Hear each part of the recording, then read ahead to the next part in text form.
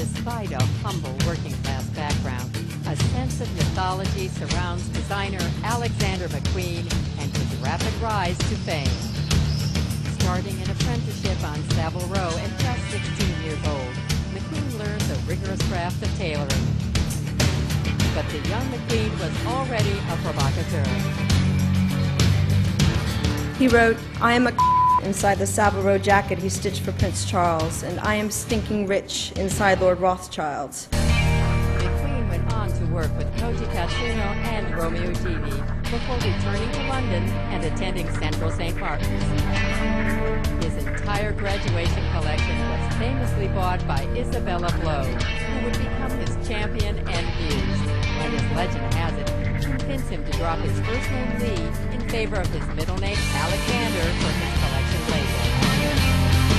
I think he's someone really that's going to do very well. I mean, I hope Alexander's going to take over like John Galliano, perhaps one day a major couture house in Paris. And there's always romance and sadness and joy and all the things that you have in life he puts into this tailoring. I think he's great.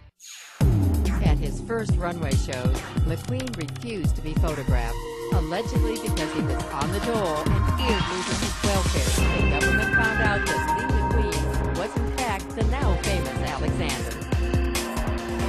Mcqueen's collections were shocking and provocative. His dangerously low bumpster pants gained instant notoriety, and his fall 1995 Highland Rape collection, though still incendiary, is now considered a fashion landmark. A show is about excitement and having a good time and provoking thought and imagination, and I don't see a point in doing a show if it's not going to provoke any sort of feeling. Mcqueen's provocative collections, paired with his razor-sharp tailoring, quickly got him noticed by the fashion powers. In 1996, the bad boy of fashion was placed at the head of the elegant French house of Givenchy.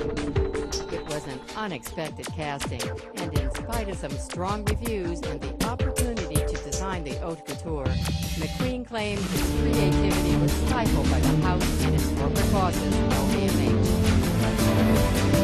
You have the commercial side of fashion that you have to sell, and then you have the creative side of fashion, and really the two never combine, and you either stick to one or the other. Mcqueen's tenure at Givenchy wouldn't last, but he had become an established powerhouse, and fashion insiders flocked to each collection in anticipation of his dark, enchanted vision. Sky's the limit.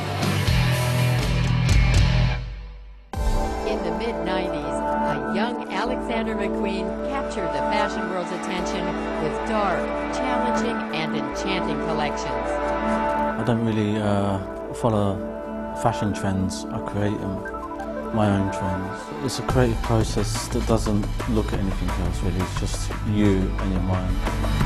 After a rocky tenure at Givenchy under LVMH, the relationship ended scandalously when Mcqueen quietly sold a 51% stake in his own label to LVMH rivals, the Gucci Group.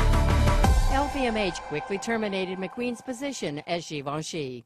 The Gucci Group gave Mcqueen substantial financial backing and total creative freedom, fueling a new era for Mcqueen and his lush, dark fantasies. It's just like the things in my mind that tick over and the illusions that I want to create. Lee is unbelievably talented, and I really believe he's a great star of the new generation, and he's a true creative force. Although he has risen from young provocateur to revered fashion visionary, Alexander Mcqueen has held on to his incendiary edge. He has a very dark side to him, and sometimes it's dark romantic, which people find really appealing, and sometimes it's just dark. I think what's so extraordinary about Lee is that I think what he has done is stayed true to himself, not given in to the critics and the judges. He's remained an artist. He really does what he wants to do while creating magnificent clothing. it's very rare when you stumble upon that kind of genius and creativity and vision. When he's on form, there's nobody better.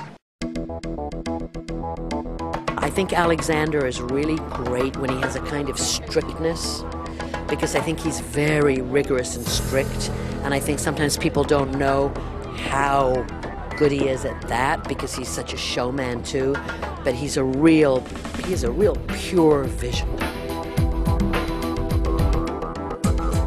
Most of the work's biographical, and this is like almost like an exorcism. I think it was also a way of showing how I've moved on in my career from being like this enfant terrible of fashion to more of a more sophisticated inventory. Yeah.